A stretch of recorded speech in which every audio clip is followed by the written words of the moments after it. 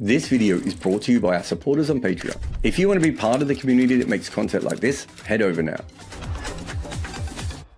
Ben Duckett does not leave the ball. He goes after everything. That is his signature style. Well, actually, no. Perhaps now he is best known for Duckett's Buckets, his new hat range. I don't know if Herbert Sutcliffe sold his own hats, but I would definitely have bought them if he did. But Ben Duckett does, so you don't need to be left alone without one. Chase down your own Duckett's Buckets today.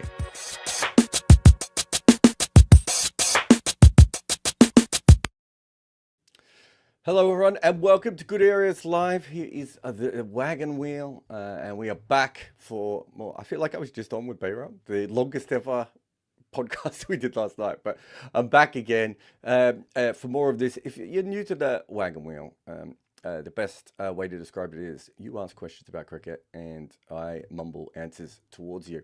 The best way to do that is via our supporters on Patreon.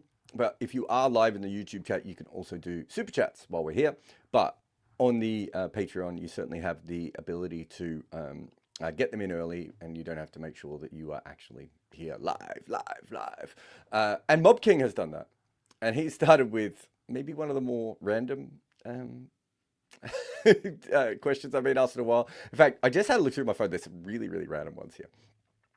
But he says, please rank the Bracewells by cricketing prowess as many as you can. Now, I know that my producer, Ruksha, has played a blinder here. And he has 6 Bracewells ranked here. Sorry, he has 6 Bracewells listed, which I think is about right. I remember me and Jeremy Coney once were on air, we're trying to remember all 6 names. I think Jeremy just got there at the end, and I was really struggling. I would have John Bracewell, the off-spinner, at number 1. I think that he was a really good cricketer, and I think sadly his body started to fall apart just as he was bowling really well, and would have gone on to be probably New Zealand's best spinner. I think he would have. I think he maybe had more natural talent than Dan Vettori. I don't know what their bowling averages are, even if Dan Vettori was obviously very talented, but more as an all-rounder. I'd have John Bracewell at number 1. I would have Doug Bracewell at number 2, who's the big burly all-rounder, who had off-field issues, I think it's probably fair to say. I thought he was a wonderful cricketer, and I just don't think they ever got the most out of him, but I think he was fantastic. I would have the beast, Michael Bracewell, at number 3. He could probably take over Doug Bracewell, certainly from a perspective of performance. I'm not sure he's a more talented cricketer, but certainly from a perspective of performance, I think he could do a lot better than him. And I don't know as much about the other Bracewells, the lesser Bracewells.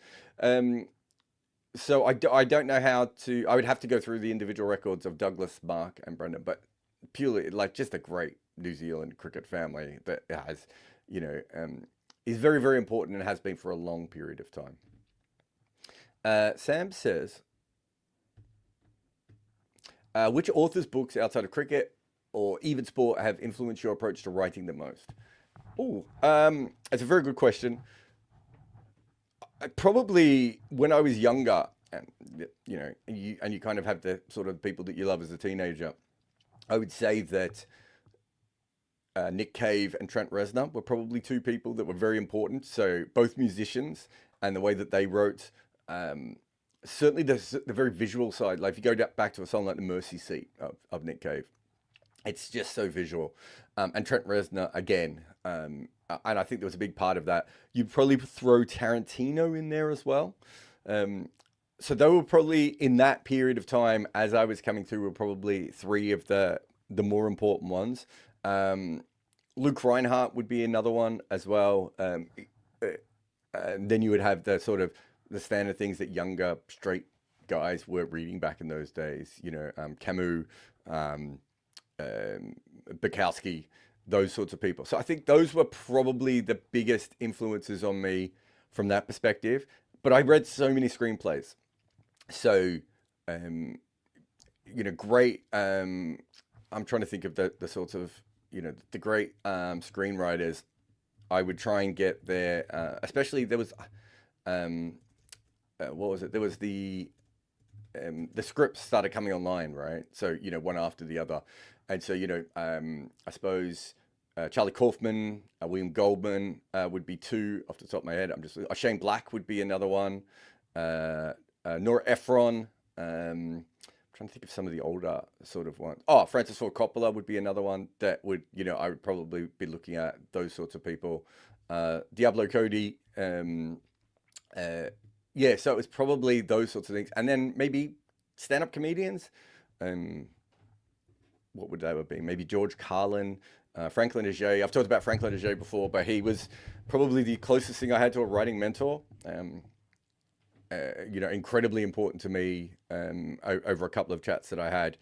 Not the most famous comedian of all time, but, just a genius. And, I saw him live lots of times. So I think it was probably those sorts of people that probably influenced me the most. I'm trying to think if there's anyone else obvious. Is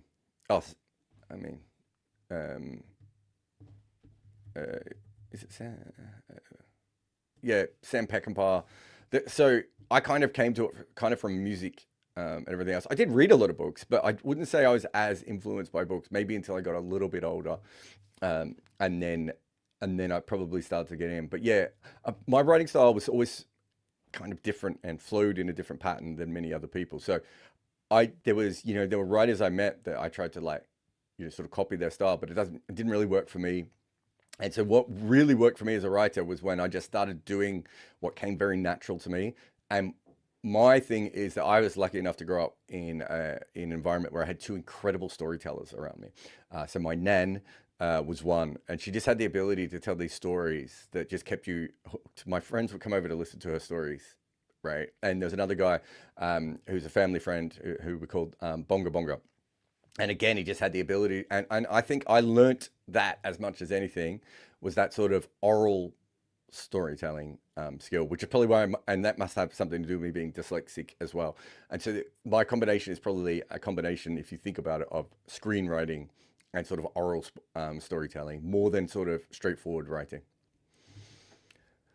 Connor says, what's your assessment of the Oman team? None of the 11 centrally contracted players who got pushed out have come back. The ODI results have been promising, but they've lost to some very poor T20 sides. Have the squad members even been paid from the last World Cup yet?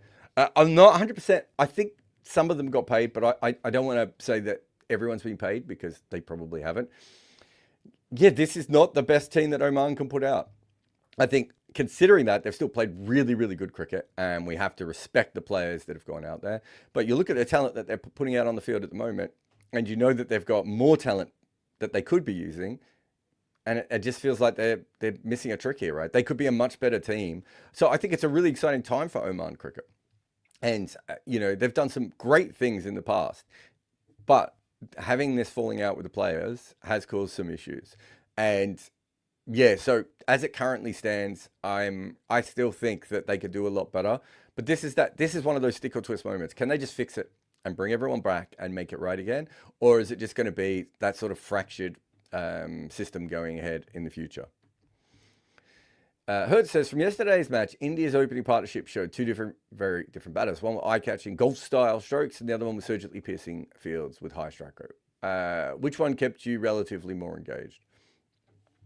I mean, I have always sort of gravitated towards that sort of Brendan McCullum, Adam Gilchrist, Vrinder Sehwag style of cricketer, right? Which is, a little bit looser, a little bit more improvisation and everything else. Like, I think if you go through my career, Shahid Afridi, whoever else that I've covered, I'm very interested in those kinds of players generally. So it's always going to be an Abhishek Sharma over a Shubman Gill, like as far as what I prefer to watch, because I think with Shubman Gill, I know what I'm going to get, right? And he might play something incredible, but I understand it. Whereas if you're watching McCullum or Abhishek Sharma, you don't even really truly understand how they're making that decision from that ball. Adityan says, people talked about how bowlers win your tournaments, except in his book, Nathan Lehman says having a good bowling attack helps, but a more important factor is outscoring your opposition teams consistently. So he literally says, bowlers win you games and batters win you tournaments. How do you think about this? I don't remember that from his book. I think if you go through, I think I would believe it's the opposite of this. Because if you go through, and I think we've done this before, the ability to consistently make runs keeps you in games, right? But generally, having a weak bowler or a weak bowling attack is what can be the difference between, winning a game and losing a game when it comes to those sort of clutch moments towards the end. So I would probably go the opposite, but he might have done more research on this. But the last time I looked into it, I think you can make a pretty strong correlation that if you've got the best bowling attack in a tournament, you're a genuine chance to win the tournament. And I think if you have the best batting lineup in the tournament, you're a genuine chance to probably make the finals. That was the last time I looked at it, and things might have changed. That particular team that Nathan Lehman was involved with were one team that didn't have the best bowling attack, right? So perhaps that's a little bit that he came up with a different style, but what they had was the ability to throw so many all-rounders at a situation. So if you look at Plunkett or Adil Rashid, maybe they could have found slightly better bowler than Plunkett. Well, they could have had Anderson or Broad. And with Adil Rashid, you could have had, you're getting your best spinner who also has some batting. That gives you an incredible flexibility to start with. Chris Wokes, incredible flexibility. Ben Stokes, Moeen Ali, like all this flexibility that they had built in there. So, I mean, the best team is that. But I'm not sure that is just purely a batting side, because they're going into a game with 6 or 7 bowling options as well. So it may not have the best bowling lineup, but it has a deeper bowling lineup and a more versatile bowling lineup than other teams. They didn't even, in those days, need to use Joe Root that much. But if Moeen Ali was having a bad day, or if they had left-handers, and Joe Root obviously bowls really well to left-handers, and there were 2 of those in, they could have Moeen Ali at one end and Joe Root at the other end. So I would have thought that was as much important as everything else. But of course you have, but the whole idea is if you can regularly outscore your team at the other team, you're going to win a lot of games. But the opposite way of saying that is if you can regularly hold a team to under par, you can also regularly win games, right? So I don't think it's quite that. But if you look at the history of cricket, generally the better bowling teams have a pretty good record in winning tournaments. Oh, very done. The Bracewells. PJ says, is it Cec? I think it's Cec, isn't it? Cec Pepper, the greatest all-rounder who never was. What do you know about him? Yeah, I'm not like a Cec Pepper expert. He was certainly a player who was, talked up quite a bit. So in first class cricket, I'm just trying to bring up his numbers here. He has a batting average of 29 and a bowling average of 29. There was certainly he was a huge hitter of the ball, and I'm trying to remember, I think he was one of the first Australian players who had a wrong-un, because this is still the early days of the wrong-un and everything else. So I definitely think that there was certainly, that was a part of the kind of cricketer he was. But I think if you look at his numbers, it's hard to tell exactly how good he is. I think he's more an exciting cricketer, and there was a lot of feeling that we never, because I think he starts in first class cricket.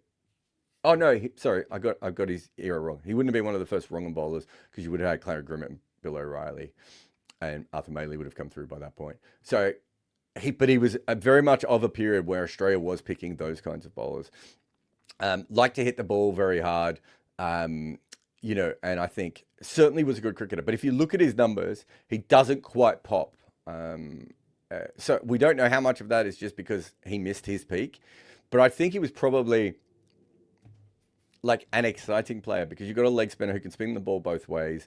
And he liked to give the ball a whack. But I'm just having a look now. 44 first class games, 100. Probably suggests he was handy with the bat. And that's and it would have gone down a little bit. But we certainly know that there were games in which he had a huge impact. So I wonder if he was one of those all-rounders that when it all came together, it was great. But yeah, I'm not an expert. Obviously, is he becomes more famous as an umpire, I suppose, more than anything else. But yeah, would have played Test cricket. I think it actually would have been a really weird one, because Australia had Chuck Fleetwood-Smith, Pepper, both on the outside, because they had O'Reilly and Grimmett. And so maybe I think they had Colin McCool, didn't they? So he probably plays ahead of Colin McCool. Could Colin? This is where this podcast goes. Can Colin McCool? How good a bat was he? Are we saying he was a better bat? What's his first class record? Okay, so in first class cricket, Colin McCool is averaging 27, so a little bit less than Pepper, and with the bat 32. So yeah, I think you would probably say that he's still getting, and he plays 14 tests. He's maybe still getting into the side. So Australia had a few sort of options like Pepper around at that time. Adityan says, any thoughts on the coastal contracts? Casual contract, coastal? The casual contracts that New Zealand cricketers have signed. Do you think New Zealand cricket can get Bolt back on a casual contract? I mean, that's obviously the plan. They've been really good over a long period of time at kind of keeping their players interested. And I think Trent Bolt was the first one where they kind of maybe went a little bit too far in the other direction and haven't quite nailed it in the way that they possibly should have. But you have to be flexible in this modern world. And I think that that's what we're going to see. Was it 0-hour contracts for cricketers? Is probably the way to go. Making sure that they still have access to all the training facilities and everything else that they need, and that they're available for certain games. I think a lot of teams are going to have to. We're only going to see more of this. This is probably the future. I don't think it's. I mean, it might be about getting Trent Bolt to play, although they could have picked Trent Bolt, right? They've had options to go in and get him for certain situations where I think he would have been, where he might have said yes. He might not have said yes to all of them, but they could have picked him. But I think that's the future, right? It's that ability to move forward and actually basically say, we have to be flexible because the world has changed. And I think that's where New Zealand and all teams eventually, even it might even get down to India, right? Like if the IPL ends up being a 7 or 8 months tournament, like everything's going to change. Right, like it's going to be very different. So the further we go into the future, the more different it will be. I have traveled the cricketing world, and so I've collected two things: the phone numbers of random taxi drivers and overseas SIM cards. Rideshare apps have fixed the first part, and Sally is doing the second. Now, all you need is their eSIM on whatever plan works for you. You activate it, and you can use it anywhere in the cricketing world. It helps you save money. It is a global solution to a global problem. Stop fiddling with tiny SIMs and get the one that does it all. Go to Sally.com Good Areas and use the code Good Areas to get an exclusive 15% off your first purchase. Fly free with Sally. All right, welcome back to a Wagon Wheel. Ali says, what do you think the Mike Hessen's rationale is to play so many flawed all-rounders? Does it not begin to show diminishing returns if all of them have limited utility against only certain matchups?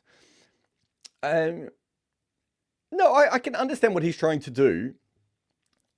I think that, and he won't be the first coach in the world that's ever believed this. He's probably thinking to himself, I can make these players better. I have a role for them. This is how they fit into the situation and everything else.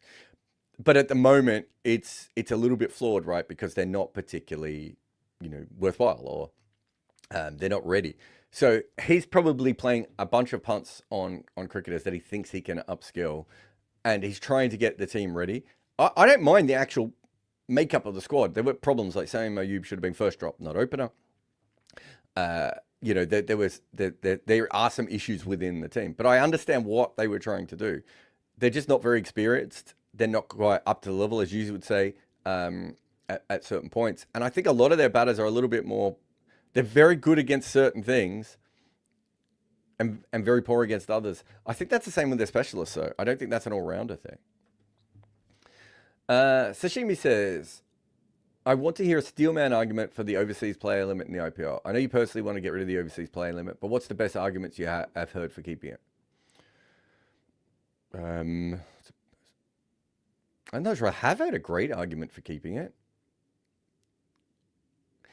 I mean, the best argument for keeping it is actually they're not quite fully using it at the moment, which would be if you go back and you look at American sports and the way that they sort of operate, and you can football probably fit in this as well, is that there's a huge amount of hype for young players, right? And so if you have a Suryavanshi coming through, right? We just saw the incredible explosion of hype and interest for a player like him. It's probably harder to pick players like that if you have, maybe you won't pick as many 17, 18, 19, 20, 21-year-olds. If you suddenly have access to, if you're picking between Suryavanshi and let's say Colin Munro is still in, peak form, right? You'd probably be like, yeah, well, we need Suryavanshi on our list, but we actually want to play Colin Munro at the moment. And then in a couple of years, I think you could make an argument for that. It probably doesn't exactly follow, though, because maybe Suryavanshi is Luka Doncic, and then at that case, you just, you're going to pick him anyway, right? Or he's going to be a star almost straight away anyway. So maybe that's a flawed way of looking at it, but maybe it's more for those that sort of next tier under, where you have a player who is very, very talented, but not quite ready, and you have to play them, and they're going to have one great game, and everyone's going to remember their one great game or whatever. So I suppose from that perspective, keeps older Indian players in the league, which again, if you are a nationalist and you want to see more Indian faces in that, it probably makes sense. But yeah, I don't know if that's any of those are steelman arguments. I mean, I don't think the arguments are very strong on that side. It's just that is what has always been done, so it's still being done. I'd be shocked if the future of this tournament is keeping four players overseas limit. Especially if you want to tell everyone it's the best league in the world, then just do it. But there are issues with making it open. I think obviously the BCCI and the IPL can get around them. But, at the moment, they've made it very hard for other leagues to do the same. Drugal says, based on what you've seen of Tilak Varma, do you see him as a role player or a low-level star? He seems to get stuck against spin. Where would you rank him amongst Indian middle-order T20 batters?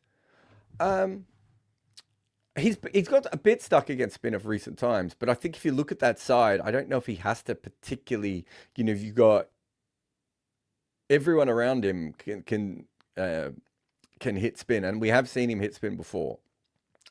He does get a little bit dot bally, which you're right.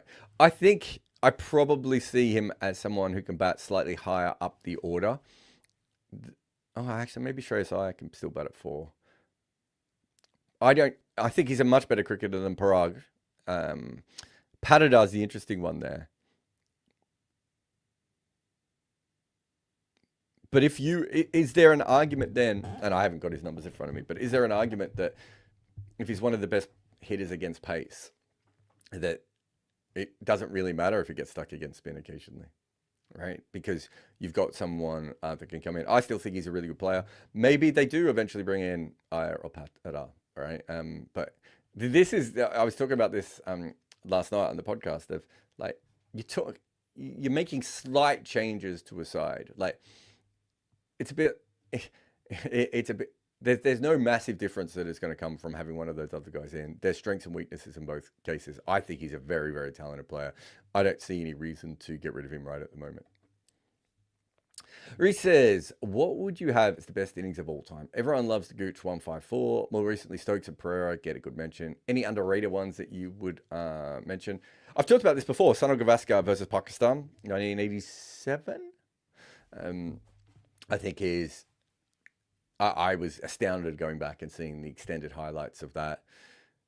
I think you'd have to look at some of the big knocks that people, especially Trumper, made on wet wickets when no one else could score. I think that's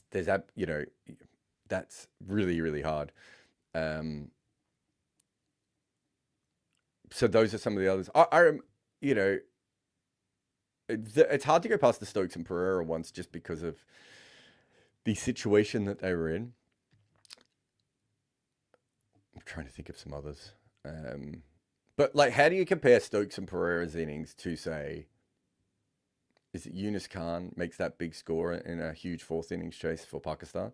Like, how do you kind of compare it to a guy who's so in control of the game that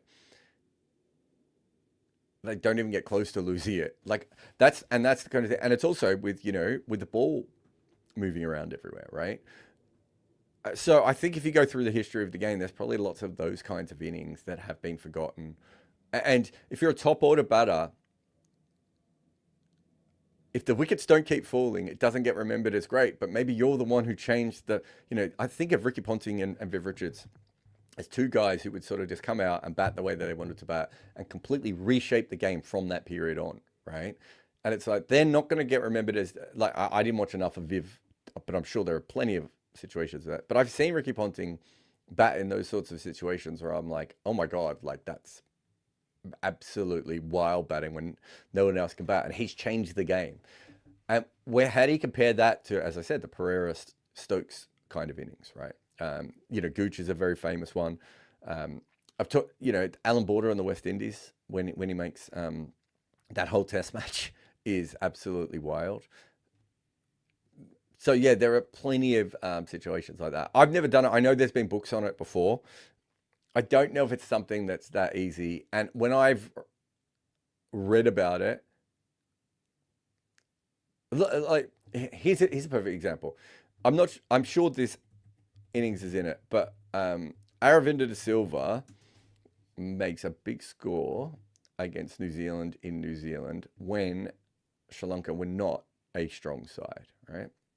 I'm gonna look this up because it's fascinating, and I should know the actual score. Where are we? High scores in Test cricket. 267. Yeah, 267 at Wellington, right? So New Zealand get rolled for 174. Sri Lanka are 41 for 2 when De Silva comes in, and he makes 267 out of 497. Now, it's not the greatest bowling attack. Danny Morrison, obviously a very, very good bowler. Willie Watson, Chris Pringle, Grant Bradburn. But how does that rate? But also, and here's the other thing, clearly the pitch flattens out because in the next innings, New Zealand come out to bat. Jones makes 186 and Martin Crowe makes his 299, his highest score in Test cricket, right? And so when it was 41 for 2, that all happens on day 1, right? It still means that Aravinda de Silva had to come out on day 2 with a score at 41 for 2. It's Sri Lankan team. You got Gurish Singh, Ranatunga, Hashan Tilakarani. So not that's it. Like not a particularly strong Sri Lankan side, and he carries them when the ball's swinging at Wellington. I think it was quite a green wicket and everything else. How do you kind of work that out? Does that just mean that the pitch flattened out? Does it just mean that Aravinda Silva was such a genius that he overcame that? I don't know how to answer that. And then where do you factor in the bowling? It wasn't like he did it against the greatest West Indies side, although he obviously played some great innings against Australia as well. But is there an element of that particular innings where you're like, what year was that? That was before... That was in a period, 1991, like really early on, like within the first 10 years of Sri Lanka play. How does that factor compared to everything else? And I don't know the answer to that. Where do you put in Botham's knock, right? Which was, let's be honest, a little bit sloggy and lucky and everything else, like magnificent hitting, but he wasn't really thinking he was trying to win the game. He was just trying to get him back into it, right? So how do you rank all these? And I don't know what the correct answer is. I think in my book I talk about the Kumar Sangakkara innings in against Australia in Hobart, which I think is just a magnificent innings. But Sri Lanka don't win, right? And Kumar Sangakkara is given out, perhaps incorrectly, but given out. And so it's not remembered in the same way that Pereira and Stokes are. I've seen most of Pereira's innings. I was at Stokes' innings and I've seen it replayed all those times. And I've seen the Kumar innings quite a few times. I would say the Kumar one was better. Purely, he was much more in control. Like Ben Stokes was missing a long time. Pereira is a little bit more like both of them at certain periods. And so is Stokes. Whereas Sangakkara's was just, it was just something else. But it's not remembered. There's a Mark Waugh one as well in a fourth innings where I think he goes out and then maybe Ian Healy hits the winning runs or maybe one of the tail enders hits winning runs. Where again, I'm like, I still remember that innings. But because they don't stay not out to the end, it's not seen. Whereas, so you have this situation where the result then plays a big part. Or, in the case of Graham Gooch does incredible things against West Indies.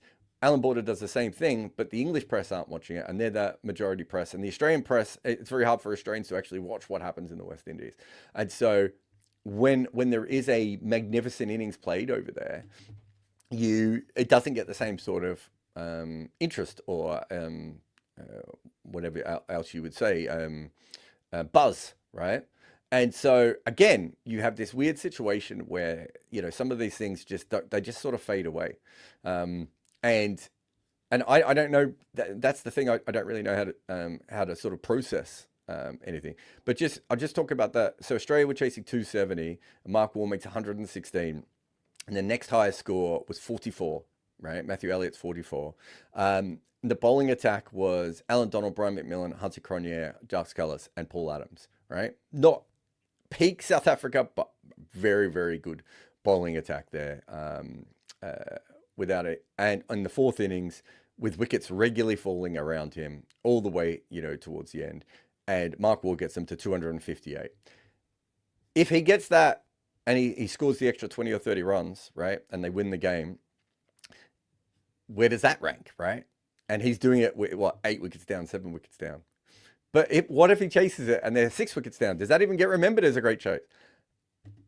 That's kind of the way that I think it's really, really tough. Abhishek says, as a kid, Ian Bell always looked like a really dangerous batter to me, but was that just because he played against India at a certain time, or the numbers show a bigger story about his strengths and weaknesses? We did a big Ollie Pope piece, and we had a whole section about Ian Bell and about KL Roll. And we took it out just because the piece didn't need it.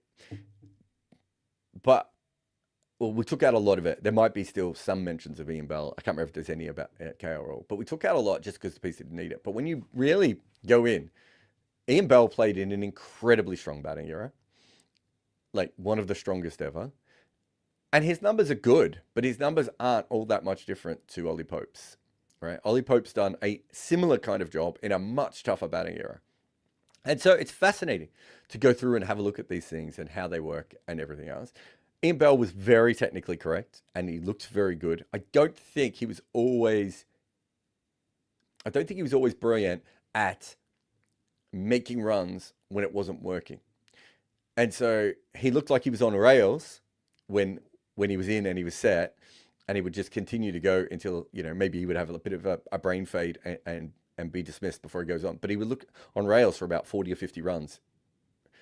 But if you go back and have a look, I think the days when he wasn't looking good, he just couldn't work out a way to kind of get through the start of his innings, which maybe is similar to Ollie Pope. So yeah, I'm a big fan of Ian Bell, and I've been lucky enough to work with Belly a little bit over the years as well, and I really like him. I think he was a very good player, but I think he was a very good player in an era where the pitches were a little bit more flat, where runs were easier to score, and so maybe his record looks a little bit more inflated compared to where it could have been. Also, he's in a great batting lineup as well. Sam says, what's the worst piece you've written since leaving Cricinfo? Oh, that's a shame. Because I was going to say one at Cricinfo. And why? Based on your opinion rather than other metrics. I don't know. I'm not very good at sort of remember. There must be one that's a failure. Like as in, if I went back on it.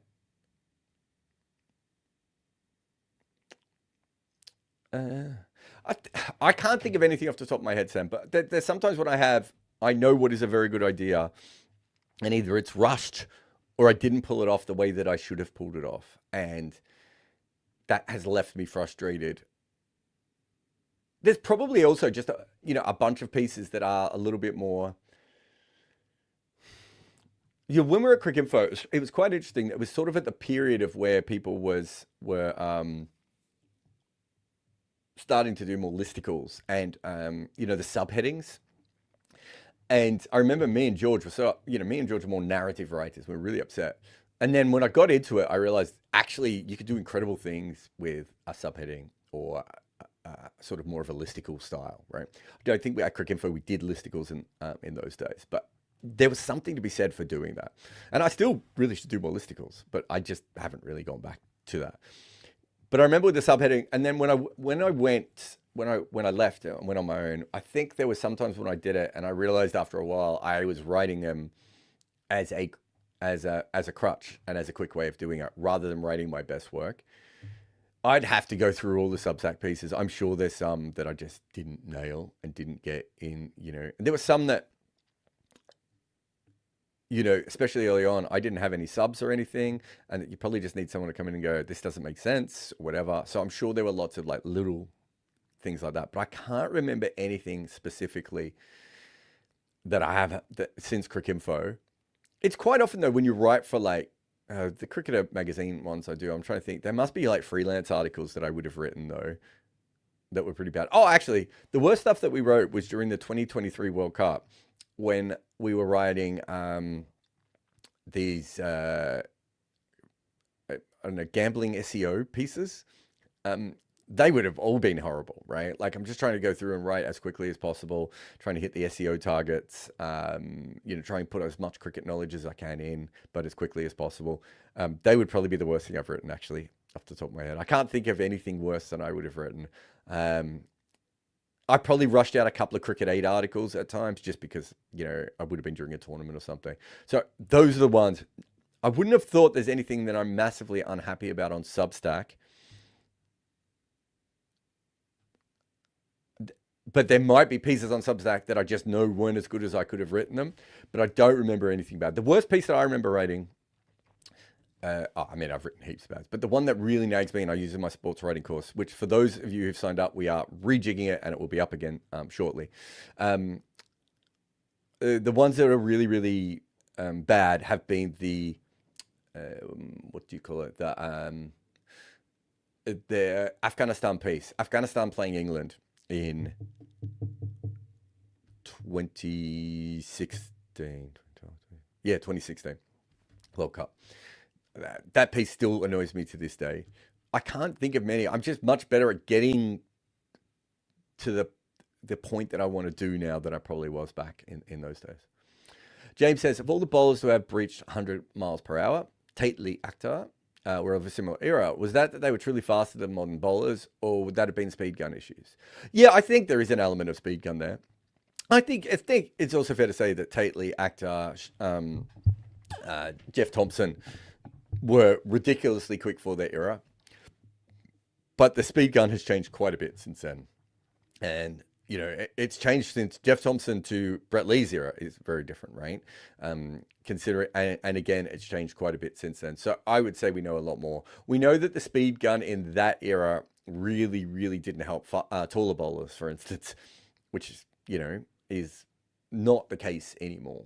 And so little things like that obviously have changed, but I'm not an expert in speed guns. But yeah, I would say that that's very much something that has gone on when it comes to that. So I think the speed gun is just different and better than it used to be. Cricket boards actually make watching their games almost impossible now. I spend almost as much time trying to find where I can view it as I do actually following the action. That is why I use NordVPN. They let me find all the cricket I want to watch while protecting me from the nasty side of the internet. Nord will free your cricket matches. Grab your exclusive NordVPN deal by going to nordvpn.com/good areas to get a huge discount off your NordVPN plan plus 4 additional months on top. It's completely risk-free with Nord's 30-day money-back guarantee. Watch every match with NordVPN.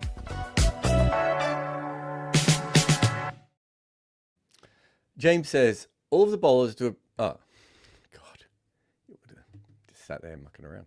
Ian says, inspired by Curtis Campher's catch today, is there anything better for a cricketer's highlights reel than an amazing catch? What is the best catch you have seen live? I was at the catch at the Big Bash where someone caught the ball in the boundary and then flung it like 20 or 30 meters away. That was just incredible. I'm trying to think of some of the others that I've seen. I've been to so much cricket, Ian. I'm not sure. It's a bit like asking me what the best ball I've seen live or the best shot I've seen live.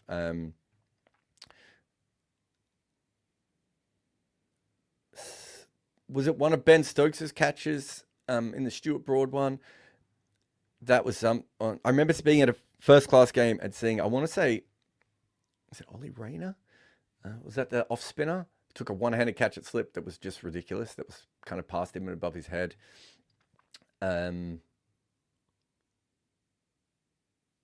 Yeah.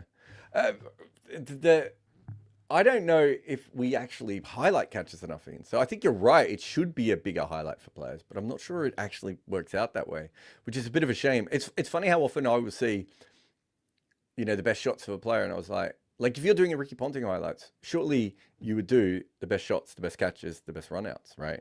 But it's very rare. We don't really do that, at the moment.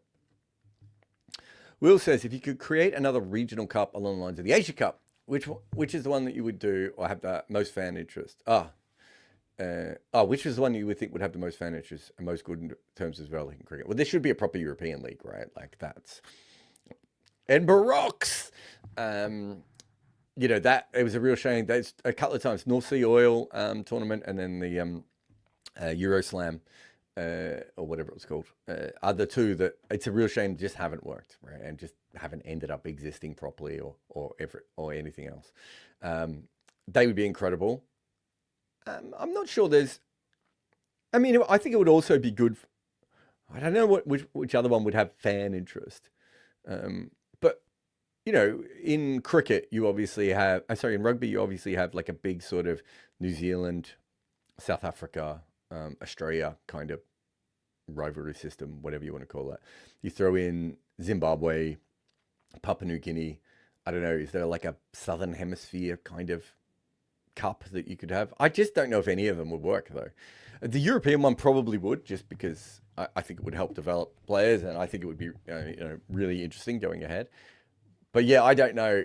The Asia Cup basically exists because India play Pakistan. So I don't know. Can we come up with something else? What's another one? Teams with A in their names, cup, so that India and Pakistan can play more. Sinoi says, are there any etiquette quirks? Oh, God. Are there any etiquette quirks? Why do I keep saying quirks? In a commentary box that the average cricket fan wouldn't know about? There's one that really annoys me now that we do video, which is you'll see on, if you ever see like the footage of commentary teams, you'll see people put their fingers up. And like fans are always like, oh, look at him, he's like a fan putting his finger up. And it's like, no, we're putting our fingers up because we want the commentator who's calling the ball to know that we also think that was out. But we can't interrupt them because they're in the middle of their flow. So we're giving them more information. So we might be like, that's out, that's down leg, that's high, all these sorts of things, or, he hit it. So if you ever watch a commentary session, you'll see lots of commentators do stuff like that, right? And that is because the guy's in the middle of calling it. He's trying to call the action. He might not have even picked up some of that. You're giving him more. You're also giving him a little bit of color so he can come back to you and say something else. So there's things like that.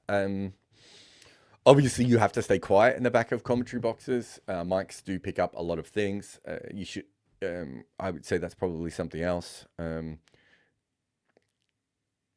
It's a shared desk space, so leaving rubbish and coffee mugs and everything. I think, is it Neil Manthorpe who gets really upset with John Norman for leaving coffee mugs? So John now actually intentionally does it sometimes. That was always a big one. Not making sure your guests don't stay too long. That's a big thing. Like I don't bring a lot of guests in because I'm writing and commentating, so I don't get a lot of spare time to just bring guests in. But when I do bring a guest in, it's like trying to get them back out because the people who are in that commentary box are trying to watch the cricket or trying to do other work, right? So little things like that. The other thing is, I think if it is a sort of a bigger box where you've got lots of people, if you're at the back and you have information that the guys on air are not getting to, like try and get it to them, but without taking away from the broadcast. So again, like there are some people who just do this really poorly and like will almost just take your headphones off to say something. And it's like, it's all right. We're in the middle of our flow. Let me finish my flow. And then I'll set the headphone off. You tell me the thing and I'll decide whether it's interesting or not and then go on with it. Right. But yeah, I think that's probably the majority of it. It's, there's some like little things as well on commentary. So the big one is when commentators are feuding, especially this happens in radio. So in TV, if you see this on TV, it's not the same. But in radio, like I've had commentators who've been upset with something I've said on air, and like they will set me up with what they know is a crap question that I either won't be able to answer or won't really do that much, and then put the microphone on and turn away from me. I put the microphone down and turn away from me. Like literally trying to set me up to fail. That's probably, I think that's really poor. Like if you're upset with someone, let's have a conversation about it on air. That's what we're here for, right? And I've had that a couple of times. Talking over each other, that's just a normal thing that should be part of commentary. So I don't think that's anything that is an issue. The only other thing I would say is like if you're coming on air, you should have 5 minutes of material in your brain to start your commentary stint. And I think it's quite poor when someone will come on and they've got nothing to say until the cricket starts, because then you're kind of leaving your co-host in a bad situation. There's probably some others as well that I can't think of, but yeah. Abhishek says, when projecting player performance in terms of strike rate, average boundary percentage, dot ball percentage, and NBSR, I don't know what NBSR is. How relevant is it to look at the venue and region-specific stats? For example, I'm predicting that the Asia Cup in UAE should focus mainly on UAE or traditional or regional splits, or should that only be a smaller part? Yeah, so we don't do all the numbers you said before, obviously, but within true average, true strike rate, true wickets, everything else, we are factoring in the grounds that they play on. The competitions is interesting. We've looked at that before, and generally it still comes back to the grounds. So if you have a lower scoring league like the Bangladesh Premier League, right, it's more to do with the pitches than the competition. It's not like the whole league's like, we're just not going to play any shots, right? And so I wouldn't say that we disregard that, because you have to be aware of it, but it probably play a smaller part. Maybe in something like the IPL where you have different regulations, you have to look at it a little bit more. But in general, we're not as interested in that side of things. But yeah, no, definitely the grounds play a big part in that. And, what has happened in the grounds is something that we would look at quite a bit. Like, I don't know, if you play at the MCG, you are just going to hit less sixes than you are on other grounds, right? Like, that's just a part of it. And so if you don't factor things like that in, you can get too far behind. The pitch and the ground are so important in cricket. And if you're not looking at those, you're not really working. But there are plenty of stats that we have that do look at those as well. PJ says, Brett Schultz retired in 1997, age 27, playing 9 tests in 5 years. Is that all? Wow. Mefediko Nagam retired in 2001, age 21. His international career lasted less than a month, yeah. They both played 10 plus years of international cricket. Does this stunt the careers of Pollock and Tini and the bowling all-rounders such as Klusner? To me, Nagam is one of the saddest what-ifs. Could have played 10 years, him and Ntini playing together, and a solid 6 years with them and Donald. Potentially a very scary attack. I think if Nagam comes through, because Ntini... Let me just look at his numbers. I just don't think he gets the same runway, because I think they knew he was going to be a good bowler, and he's got that incredible angle in. So he was very different to other South African bowlers. But he averages 35, 22, 47 in his first few years. So it's really that period from, after about 20 test matches, where he has a good couple of years. He has one, he basically averages mid-20s from 2002 till 2008, right? With one bad year in the middle of all that. So the first 3 years are quite tough. And if you look at those years compared to when Nagam was coming through, which would be pretty much that exact period, if Nagam comes through and is just better, then he's going to get that spot, right? Because that's the, third/fourth seamer position, right? Third seamer position. So maybe occasionally Ntini would come in, but with Callis, you probably don't need that, right? So that's one thing. I think he would have. With Pollock, I think you just play Pollock anyway because of the batting and the slip fielding. So Pollock, I don't think is going to have any blips on that. I'd have to go back. When does Sean Pollock start his career? Would maybe be the interesting one there, right? Just on years. I would assume with Sean Pollock, he plays, where are we? 1995. Yeah, so again, I think he's just playing as the second seamer, and so Schultz plays as the third seamer in that situation. So I don't think Schultz is affecting him. If Schultz and Nagam are playing, then I don't think Ntini can come in. But you have to play Pollock and you have to play Donald. So maybe Schultz and Nagam, depending on what you want, right? And what's working on the pitch, maybe they cannibalize each other a little bit. The more interesting question is the one about the all-rounders, because they really do push that sort of Klusner situation. I don't think you need Klusner in that kind of a lineup as much, right? Yeah, guys like Klusner, yeah, I don't think they're as important in that kind of situation, with with that kind of a bowling lineup. I'd have to go back and think about who all the third seamers are in that little period, to have a look. But yeah, I think Antini and Klusner are probably the two players that miss out, because McMillan doesn't miss out, right? And Pollock doesn't miss out, just because one's a frontline batter and one's a frontline bowler who can do lots of things. So I don't think there's any issue there. Hood says, if you're rewriting the art of batting specifically for T20 cricket, will you name your chapters any different? What would the opening scene be this time compared to Bloodstained Grace in the Operation Theatre? Yeah, the chapters would be very different. I think, there would probably be something on strike rotation, which we talked about running between the wicket, but I'd probably look at strike rotation as a skill. Six hitting, there'd probably be something specifically on power play batting, maybe on death batting. Specialists against kinds of, that sort of Tim David, Darren Sammy type of player. Different sorts of things in there. What would the opening scene of it be? Oh, I don't know. It might be something like one of Victor Trumper's beginnings. So we might actually start beyond T20 cricket to show that we always had this within us, but there were shibboleths and polite ways of looking at cricket, so we didn't use it, right? Whereas actually, we always had the ability to do this. Ali says, Cypher Sam bowling action. He runs from around the wicket but bowls with his right hand. Is that in any way efficient to transfer the weight of the body?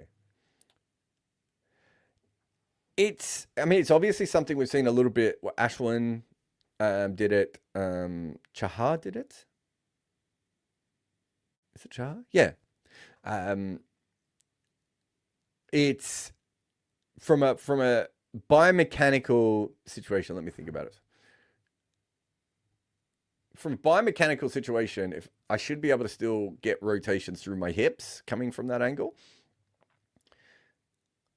but they won't be the same as the sort of more traditional whip around, right? So a right arm bowler bowling over the wicket or a right arm bowler bowling around the wicket has the ability to sort of come in, lead with their left arm, and then rotate the whole body around. Whereas if you're coming around from the other side, I think you should nullify that, but you will still get rotations. But how you can then angle it in is the tricky one. But if you're just trying to if you're not worried about the rotation, if that isn't your main skill, or your hands are really talented, or, in Ashwin's case, or if you're just trying to come up with an angle that doesn't make sense to the batters, right? Or a run up that doesn't make sense to the batters, is there a trade-off worth doing? Probably, but maybe it'll mean less as more people do it. I don't know. Sashimi says, is the biggest selling point of the India-Pakistan game is that it's watched by complete normies and non-cricket fans like my mum? I don't know your mum, but yes. Does the lack of a quality contest really matter for the India-Pakistan game's profitability? Or if the gap becomes too wide, then even the normies might tune out? Yeah, so me and Bayram talked about this last night. So, yes, it is a game that I've talked about this a lot of. There are many cricket fans around the world who would consider themselves cricket fans, and that is probably the game they watch, right? Like, they don't really watch all that much else, but they probably still watch that game. And so whether they be casual or however you want to put that, that's the kind of cricket fan that they are. You get the same in Ashes fans, right? There are people who just really watch the Ashes. So when a rivalry gets to that level, El Clasico, that sort of thing, that's what it does. It does pull in everyone because it becomes must-see TV. What do they call it now? There's a specific name that they call it. Like, you have to stop and watch what this thing is, otherwise you will be left behind. That's what that has. Me and Bayram talked about it yesterday. It's actually crucially important to the future of cricket because so much of the income is derived from this one game, right?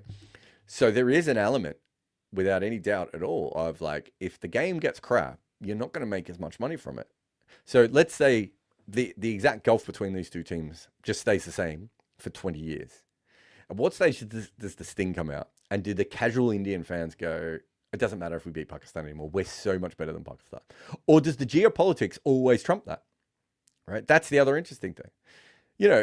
It's really interesting to me that At the moment, it's still such a big game, right? But India isn't battling Pakistan, right? India is battling China and the USA and Russia. That's the playing field that they are, I would argue, already on, but certainly going even more and more towards, financially, politically, however you want to look at it. So what usually happens, and this is what is remarkable about the Ashes, but what usually happens is the relationships change between those two sides and those two countries. And I think I mentioned it with Australia and New Zealand is a rivalry, right? But it's a much bigger deal in New Zealand than it is in Australia. And it's always going to be a much bigger deal in New Zealand than it is in Australia. Because New Zealand's a smaller country, and that's their main rivalry. Whereas Australia has two other, maybe even three other major rivalries, right? And so as the world goes forward and, and Pakistan is just the population, right? And at the moment, probably the political structure or the business structure, right? And all these things can change. But let's just imagine they don't change. Well, then India's rivals are going to be China and America at the Olympics, aren't they? And that goes for the India-Australia game as well, by the way. So there is a world where that happens, but the fact that it's still there now maybe suggests that it won't. And then you have the England-Australia one, where England and Australia is a fascinating rivalry when you really break it down, because Australia is a part of India. Australia was a part of England and is obviously founded, in that way. And then you have a situation as the world goes forward of Australia becomes the better cricket team and sort of the pioneers in the way to play cricket. And so even though it's still a smaller country than England and will always remain a smaller country than England, and, it has half the population of England, doesn't have the global relevance of England, all these sorts of very basic things. English fans still really want to beat Australia far more than they do India or South Africa, right? It's not even close. And so you don't have that sort of separation at any stage of those two. They just keep going, and people in Australia keep wanting to beat England, even as Australia becomes so much less involved with England, right? The kids I grew up with, England wasn't their mother country. And that's happening more and more. When I was a kid, most of the people I knew when they went overseas would just go to England. Almost none of them go to England anymore, right? It's completely separated, but cricket, it hasn't. So I think that's a more remarkable one. So how does India-Pakistan go? I don't think we know, is the truth. But if it does have a drop-off, it has a big impact on cricket all around the world, right? It's so much of cricket's finances is tied into these two playing each other, right? Reese says, how much has English cricket actually learnt from the Azeem Rafiq scandal? You obviously know George well, who was close to him. Did you speak to him much about it at the time? Yeah, we spoke a lot about it. We still do. I still think that there's certainly a reactionary part of it that is Azeem Rafiq is not a good person and not a reliable witness, and so therefore it's not really a scandal. Whereas I would say that what Azeem Rafiq said is the tip of the iceberg of what many different teams have been involved in. And so in trying to say, my wife, works in these kinds of fields quite a lot as well. And she will always say, if you're looking for a perfect witness, they don't exist, right? Every witness is not perfect. I think lawyers say similar things about, in rape cases, right? If you're looking for the nun who was raped by the creepy guy walking down the street, it's very, very rare. And generally it's a woman who does have lots of partners and everything else, and maybe does dress in a certain way. And then so suddenly you're just so then you start blaming the witness, and it's well, it's not her fault she was raped. You do realize that it's the rapist's fault. And it's a bit the same with this of Azeem Rafiq is not a perfect person and has admitted it and talked about it himself. So I think there's still a lot of people, and I remember at the time being told specifically that Yorkshire Cricket had a dossier on stuff they were going to release about him. And this person was telling me that. And I said, why don't they just fix the issue? It's fine if they're angry with Azeem Rafiq. It's fine that if they can dispute some of the things. But to say there's no issue is just wrong. And I think that's the thing that has happened here. It's people trying to win this moment, whereas actually there was always a problem. I was writing about this in 2008. It was quite clear that there was an issue. I talked to a cricketer who basically said that Adil Rashid didn't have the right kind of attitude to play cricket. And he was insinuating as closely as he could that Asian kids weren't like the Western kids, right? I think we could say Adil Rashid's had a pretty good career, right? And Adil Rashid might not have actually got that directly himself, right? So I know he's talked about, some of his stuff. But he has had to live in a world where very prominent people within English cricket were thinking that way about him, right? And that's not the... I could tell you heaps of situations, and I've covered them before, and I've written about them before, and they just weren't taken seriously. Now they are taken seriously. So we're in a better situation within the structure of English cricket as it currently goes for these conversations to be heard and to be had. But it still is, and remember, I've worked in English cricket and Scottish cricket. There is still a huge disconnect between different communities. And I think those people will be upset when you go that there is a structural racist issue here, because they think that you're calling everyone on the other side racist. And that's not what you're trying to say. What you're trying to say is that you've created like this complete separation between these two different sides. And that means that the minority people are always going to feel like outsiders. And so that is, I think, what English cricket didn't quite understand, right? If you've got 80% of your change room are white and you're making banterous jokes about white people from the Asian side, that's the minority talking back. But if you're doing it in the other direction, right, it's the majority talking down to the minority. And that's a very different situation. If you're thinking that Asian kids don't train as hard, right, without understanding that Asian kids live a completely different kind of structured lifestyle in many situations to what Western kids do, you're not understanding what the issue is. And I still think those things are definitely there. And I don't think they have gone away. But this also isn't a cricket thing. I think this is a thing right across the entire planet of whoever is the majority in any situation, right? And I've worked in places where random people have been majorities that, would be minorities in everywhere else. Anywhere where people are the majority in that situation, they run the entire organization, club, whatever it may be, group, in the way that makes the most sense to them. And we don't think about how everyone else needs to be handled. And then when you're called on that, you get very, very upset. And I think that's still the case from this whole incident. James says, do you know whether there have been many serious discussions at the ICC about extending test status to the Netherlands? No, I haven't heard anything along those lines. Wish I had more, but no, not heard that. Sino says, having spent half my childhood in India and half in England, I noticed a stark difference in the quality of PE in school and the prevalence of sports culturally too, with England being far superior. Do you think this is one of the underlying reasons why India struggled to produce the sort of athletic specimen all-rounders that England, Australia and South Africa produce? It's fascinating. I mean, you would probably, Sinoy, be more of an expert. I'm not going to pretend to be an expert on Indian sport. I do think if you produce a monoculture, right, in sport, in any country, you probably are limiting yourself to the kind of athletes that you end up with because of that. So there's an argument for that in general. And I think if you look at India, Pakistan, and Sri Lanka, right, all different countries, obviously there's some overlap, but all different countries who have probably had such a fierce monoculture within their sport that they don't produce as many. Like, why, Pakistan have been great at what? Hockey and squash. India have obviously had hockey. I'm trying to think, there's something else I'm missing that's obvious as well there. Sri Lanka, really cricket and what? Some of the shooting sports, I think, is the other one that Sri Lanka has been quite good at. There's no reason why these countries couldn't produce other great athletes in many different other formats, right? Like, it's just that it's hard within that system where everything is so cricket. In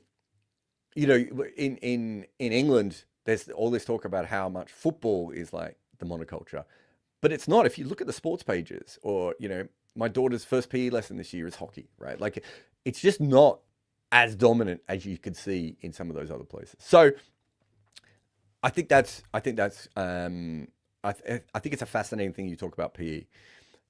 The one that I would note that I've talked to quite a lot is that something happens in South Africa, Australia, England, America, New Zealand, that doesn't necessarily happen in a lot of the other countries around the world, right? It's that being a professional athlete becomes a job, right? Early. Australia and New Zealand maybe hold off a little bit longer, but there are plenty of people whose job it is to be professional athletes. And it's like this big boom. Like America probably has it before anyone else, right? But England, again, has it. Maybe from that, when did the county players stop sort of having secondary jobs, right? 70s maybe? Australia, it's probably the 80s. Actually, I might even take New Zealand out of this. But it becomes a thing that when you're growing up, like I grew up with a couple of Aussie rules footballers who, went on to have pretty good careers in the AFL. And they were, and a couple of other kids who didn't make it as well, that they were aiming, that was going to be their career path, right? They knew that they might not necessarily make it at the pro level, the same way that you or I may not think we become a writer or a lawyer or whatever. But they were like, this is the job that we're going to do, and we're going to prepare like like professionals, and we're going to do it. And their family backed them. And I remember being in Hong Kong specifically, and literally being told, it's not, being a professional athlete is not even seen as a job in Hong Kong, right? And I grew up with lots of kids from different Asian backgrounds, so Southeast Asia, subcontinental Asia, and their parents did not see being professional athletes as jobs. And I played with some really good young cricketers whose parents just they didn't push them at all. In fact, they made it almost impossible for them to play as much cricket as they needed to play, right? And some of these guys were incredibly talented. And so I do think there is something within that it's happened, and I don't know, kind of how it happens, but in that sort of 70s and 80s through to 90s period, you look at South Africa. South Africa has this incredible like sports science is like in and around Cape Town, and also other versions around Johannesburg as well, where it's so important, right? And they're so far ahead of Australia in the 1980s. Again, sports science, just incredible. And I wonder if it's as simple as something like that, where when I was growing up, there were probably like,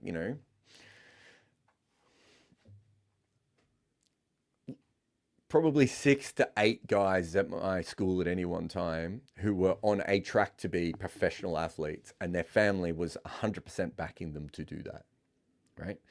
Not to the point of like, don't study or anything, but like, guys who were, their parents would drive them around, they would get them personal coaches, and it wasn't to make them good at cricket or good at football or good at basketball or whatever it was. It was literally, this will change your life.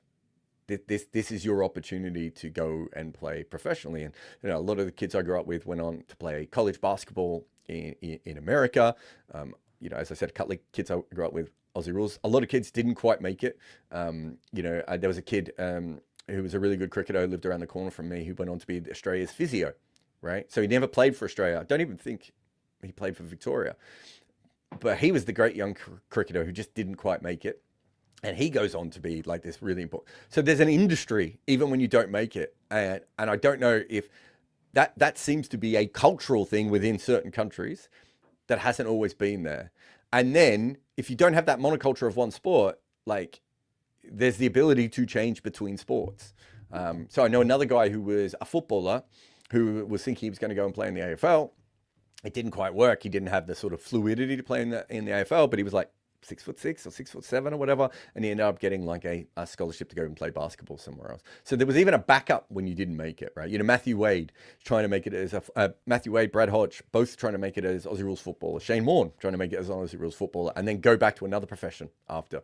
So I don't know. There's something to be said for that. There's also just on your general point of, I very much believe in the sort of Roger Federer style of this of, you should play as many sports as you can when you are young, because there are so many different things you can learn in all those sports that will help you as a person, mental health, understand life, understand business, understand being a professional, whatever it may be. And also, the more sports you play, I think the more rounded you are as an athlete. And I think there's plenty of research that says that. There are some sports where that's probably not the case. You know, maybe the Tiger Woods one is a perfect example of that.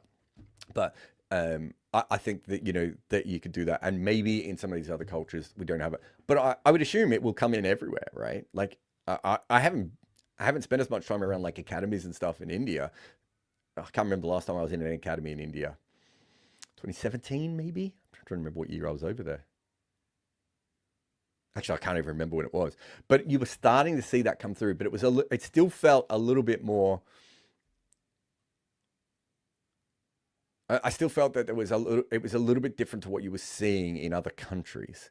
So my guess is in the future you will get that. But if you don't also have a badminton academy and a hockey academy and an athletics academy and everything else, that's kind of what you're talking about with the sort of limited athleticism, right? But as this is the first generation really growing up who, male and female within India, Pakistan, Sri Lanka, where they even if they don't make it to the national team, they can actually be professionals without really needing a second job, right?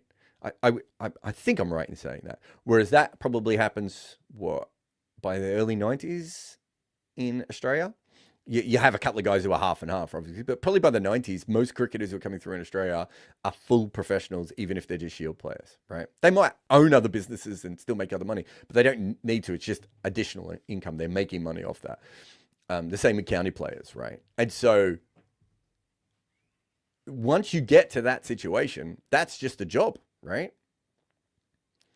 And I think that's a very, very different situation than what we had before, where you needed benefactors and you needed a second job and you needed an employer who would allow you to play and, you know, who thought you were really good and everything else. So I think that it's just, and, you know, every different region is separate, right? Like, you know, in the West Indies, I've talked about this before. I think one of the reasons they got so good at cricket is because they were playing as professional cricketers sometimes in 2 and 3 different leagues around the world, right? They're playing in the West Indies during their first class structure. They were quite often coming out and playing either league cricket or county cricket, and sometimes, you know, going between the two. They would sometimes get contracts within Australian club cricket as well. So that was also available to them. When Kerry Packer starts to pay them, they have that. They have the international stuff with the West Indies, and so you then have like a professional setup for young West Indians to be like, well, we can become professional cricketers and that can be our job. And we've seen the same with women's cricket around the world. There's a notable difference that we're starting to see in the sorts of people who are playing women's cricket. Before, they were all cricket nuts, right? They were like the biggest cricket fans. When I would talk to a women's cricketer, when I first started my career, they would be like a Cricinfo employee. Would like know everything that you needed to know about the game, right? Like just be incredible. And now, you know, having talked to some more modern, they don't know as much about the game because cricket is maybe their second or third favorite sport, but they're really good at it. And that's because there's jobs in it. And so once you professionalize from that point of view, I think it does change. And it's harder to do that within Asia at the moment because, you know, maybe if you're a Pakistani javelin thrower, right? But there isn't a lot of money outside of probably cricket to make that money. You know, there's obviously a little bit in football, there's a little bit in kabaddi, everything else, right? But there's not a huge amount of money out there. So how many young people can actually say they're going to be professionals in any sport and so that they need to push themselves in many different ways? And so probably what you are getting in some of those countries is more Asian specialists who then look more athletically like cricketers, right? Rather than someone like Ben Stokes or Andrew Simons, you know, those sorts of guys were just like, well, they would have found any sport that they could have played and did play lots of different sports, right? You know, AB de Villiers and all these sorts of guys. You know, it's a very, very different situation because of that. So you've got the professionalism and then you've got that sort of monoculture. But who knows if that will continue, right? Like my guess is in all of the subcontinent, the other sports will actually rise. Like, I don't think they'll ever, well, certainly in the short term, they won't get anywhere near cricket, but I actually think that they will rise and change. And I'd be very surprised if that doesn't happen throughout the future, just because there'll be a knock-on effect from the professionalism of cricket and the industry of cricket. And eventually these things do come in. And I also think that will be, once you can see that so many people are making a career from sport, whether, you know, writing, content creation, coaching, physios, masseuses, all these different things, right? That didn't even exist. There weren't that many jobs for cricket writers before, right? There weren't that many jobs for sports masseuses in some of these places before. Once all of that comes in, it's an industry like anything else. And I think that will flow on and change things a little bit. But yeah, there's obviously a reason, and I don't really know why, of how these sports have developed differently in different parts of the world, right? You know, Australia and America are really interesting because they're both hyper competitive sporting cultures, but one is completely school dominant and one is almost not school at all. Right? Like the idea of you being excited to represent your basketball team at university is ridiculous. I never don't, you know, it's just not a thing that we would even think about, right? Like, we didn't even always try out for our school sporting teams. I had to be talked into playing in the school tennis team, right? Because I was like, I'm already playing tennis. Why would I want to go play this one-off tournament? And then they said, you'll get some time off from school. And I was like, now you're talking. I get this now. But you know what I mean? Like, it wasn't the same. So you've got every country or every region or every different, you know, part of, you know, a sporting culture is going to be different. And there's something about the subcontinental Asian ones that is very different than some of the other natures within cricket. If that has something to do with the athleticism that you see, I don't know. But I think all those little things do play a part in what ends up happening here. Whereas, like, having spoken to a lot of Indian, Pakistani, Sri Lankan cricketers, Bangladeshi cricketers over the years, they are generally much more fans of cricket than the players from England and Australia and New Zealand and everywhere else. Like, the cricket knowledge in those places is much higher, which suggests to me those are still people who want to play cricket and love cricket and then became really good at cricket, which is what I was talking about with the women's cricket before. Compared to, I've got friends who have been professional cricketers. They love playing the game, but it might not be in their top 3 sports. And they're not, and they don't know that much. And you will say things to them and they'll be like shocked to hear them. They don't know anything about the sort of the culture of the game or anything like that. They just know about their sort of playing of it.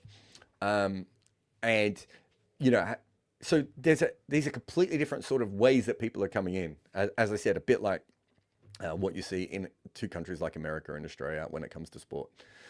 Anyway, that went long. We got a couple of super chats here.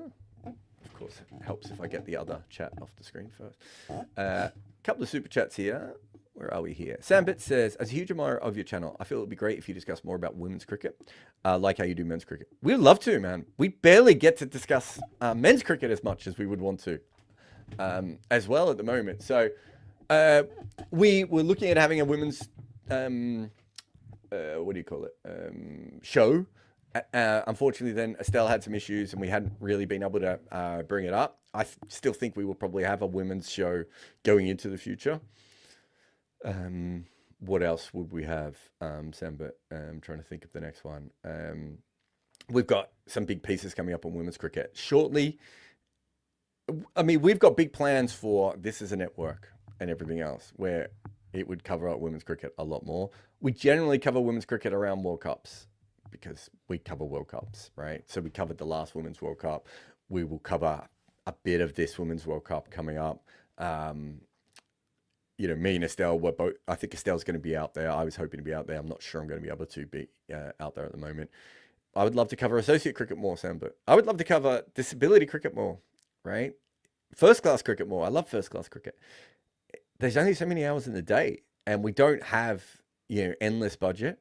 You know, something like the Asia Cup, we've never even covered the Asia Cup before. We don't cover bilateral ODIs. So there's lots of things that we don't really cover all that much on this channel that obviously we would, right? And that's just how it goes.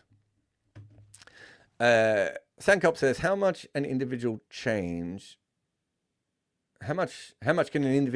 the working of a board for the better, assuming they have brains, character, and will? Are there any specifics where they hold discretionary powers where they can influence? I mean, if someone Lalit Modi changes the BCCI massively, doesn't he?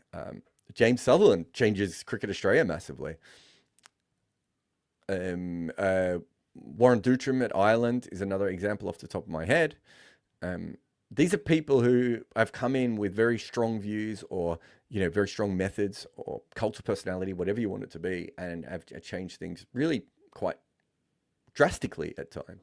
So you can do that, but it's really hard to get in, right? And if you are too much of a disruptor or whatever, sometimes it's just getting in the door is the trickiest bit. So yeah, there's no doubt that you can have a big impact, and depending on the gig as well, like you'll see one of the more interesting ones over the last couple of years is when I first started, sort of the CEO was the most important person and everyone else was kind of like not that important, but the people who are involved with the rights issues have become in some cases more important than the CEOs in some of these places, or more influential maybe is the best way of putting it. If you've got really good relationships with all the people who are going to broadcast the cricket, it's like, yeah, I mean, that's huge.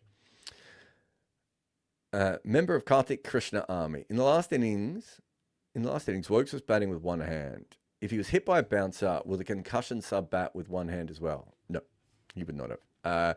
Concussion sub would have come in, would have been, oh, geez, I don't even know who they would have picked. They might have had, the umpires might have made them pick a bowler, I suppose, or if they had an all-rounder around, perhaps they would have come in. But yeah, it's like for like from that point of view. So yeah, if you do, and we've seen this before, we've seen players who have been injured already and then hit in the head. What are you going to do? Let's say it's a wicket keeper, and you're replacing them with another wicket keeper. What are you going to do? Break the finger? Because they had a broken finger and then they got concussion? I mean, there's no way of being able to do that. So no, 100% in that situation, it would have just been a replacement. That's it for me, done. I will see you again on the other side. Please support us on Patreon. Support us, like, subscribe, share, hype. It's a hype function. A lot of changes coming to YouTube, actually. So I think you can now watch some of our content in multiple languages, depending on which region you're in and how your YouTube works. But good luck to the AI for trying to translate me. Ross Taylor couldn't see at night or when the clouds were in. Eventually, he had to see an eye specialist who would fix his eyesight. In the 2 years before the change, he still averaged more than 50 in international cricket. The top level of batting talent can basically see in the dark. That is who we are talking about in our new book, The Art of Batting. Head over and order your copy today. This video is brought to you by our supporters on Patreon. If you want to be part of the community that makes content like this, head over now.